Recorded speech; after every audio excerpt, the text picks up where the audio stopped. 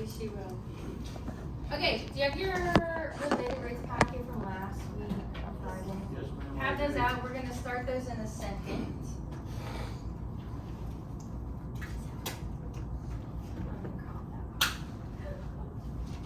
Have those out.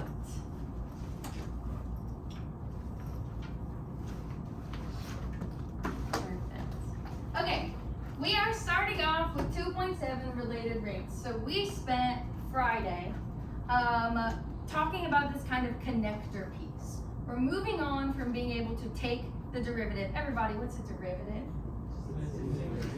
An instantaneous rate of change. That word instantaneous is really important. That means at a moment. Graphically, what does a derivative look like?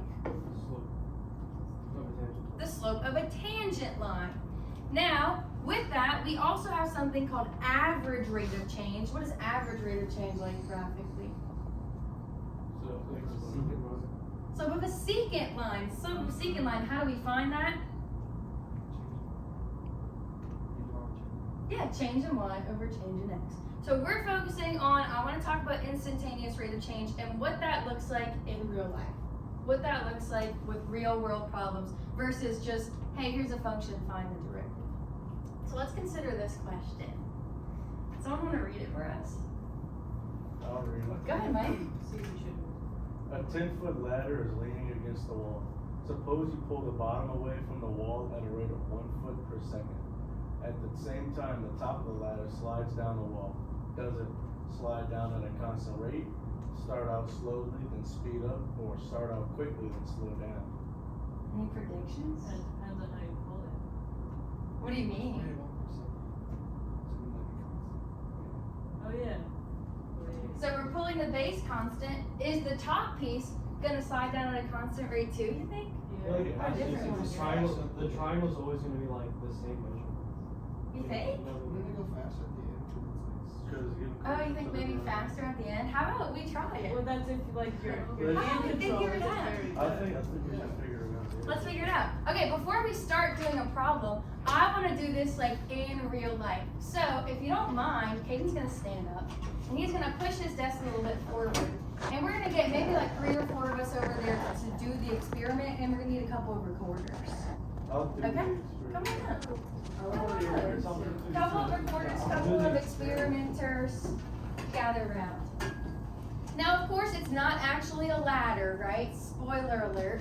We're gonna do this experiment with a meter stick. We'll have, oh, I didn't, never mind. We're gonna do this with a little meter stick, but what we're gonna do here is take this meter stick. Can you pick one of those up, please? One of them is gonna stay on the ground to be the measurement, and one of them is gonna be the ladder. Girls, come see for a second just so you can kind of see what's going on. One of them is gonna be the ladder, and we're gonna start off with that ladder flush with the wall. Straight, perfect. What we're gonna do is model this scenario by moving the base of the ladder. Then we'll investigate what the rate of change of the height is. So look over here. Stand up, please. Look over here. These are gonna be our times, and we're gonna move the distance. We're gonna move it 10 centimeters each time. We're gonna measure our heights and look at the rate of change of the height in the base, okay? So let's have some recorders up here to write. Some people over there to measure. How are we gonna start this off? Let's see. What's the first one say? Distance of base from the wall. 0. 0 centimeters. That's split. Okay, you have to press the pen. Yeah. Oh, Click on, Okay. Perfect. What is the height that the ladder reaches the wall? 30. How much should we round it? Just 30. Just estimate it. Is it straight? Is it straight with the measurement? Or centimeters. We're in centimeters. Is it 30? Centimeters? Oh yes, no inches. Oh, centimeters, 100. 100 centimeters. That one's already written, girls. See that one at the beginning? Yeah. There's no change of base. There's no change of height, right? This is the start. Okay, now that bottom ruler, I want you to change the base to be 10 centimeters away from the wall. Okay, let's do some recording. Y'all got this now. Take over. It's no measure. So we're at 1 second now? Or 1? We're at 1. with time. It went down like. No, one it's half. a 10 centimeters. IB over No, there's two sides. Oh, I see. 1 centimeter. Yeah. Okay, so it's 99 is the new height. Flip it over, yeah. There we go. You had the eraser. We know it. Yeah, it's And like the height is 99.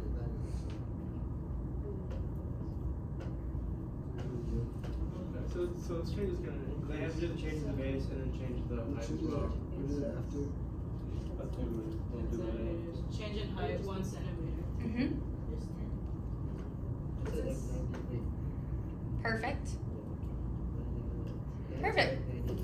Okay, what's next? Communicate with them, please. So we moved it 10 more centimeters, and now the height is at like It 98. drops to like 1.5. But 1.5. I would say just 98. Also, it would be 20 centimeters from, Nice.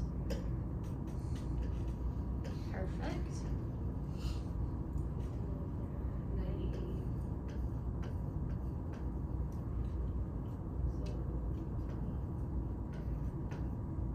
Wait, is it a change from the Yeah, the beginning last or one. from the first? What do you think? What should we put there? I think from the last. From the last one? Okay. Yeah, let's do that.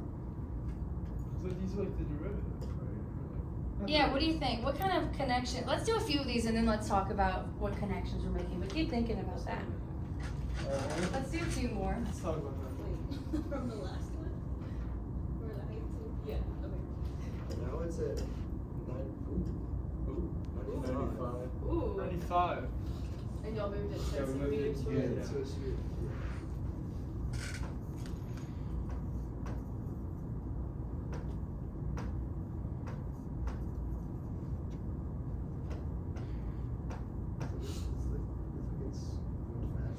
Yeah, raising I see how this is really. Exponential. Ah. Exponential. Kaden's making some Alright, connections. we're ready for the next one?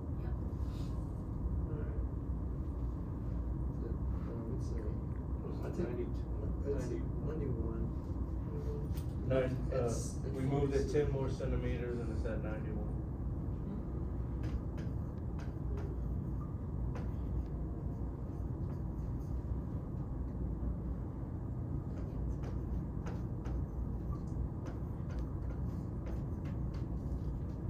Sweet. And maybe we'll go like one more round and just kind of see. We can make some observations from there. No, it's at 80. Yeah, 86, I'll say. And y'all moved it 10 more. Yeah. What did it say, 86? Yes.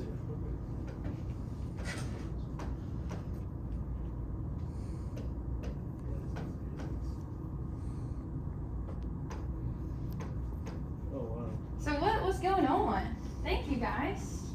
Thanks for that. What did we notice? What kind of things? Oh, thank you. What kind of things were happening? The original question asked us if the base was moving at a constant rate. What about the height? It's not moving constantly. No, what was happening? It's still going faster.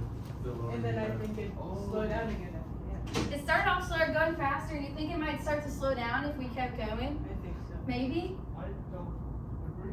You don't agree? Because what would happen once we were 100 centimeters away? Maybe it's zero. This would end up being, the height would be 0, right? Because it'd eventually be flat. So we'd have to get from 86 to 0, only in this, in what, 4 more increments. So it might continue to increase if we kept looking at that. That is kind of a real life situation that's gonna require calculus.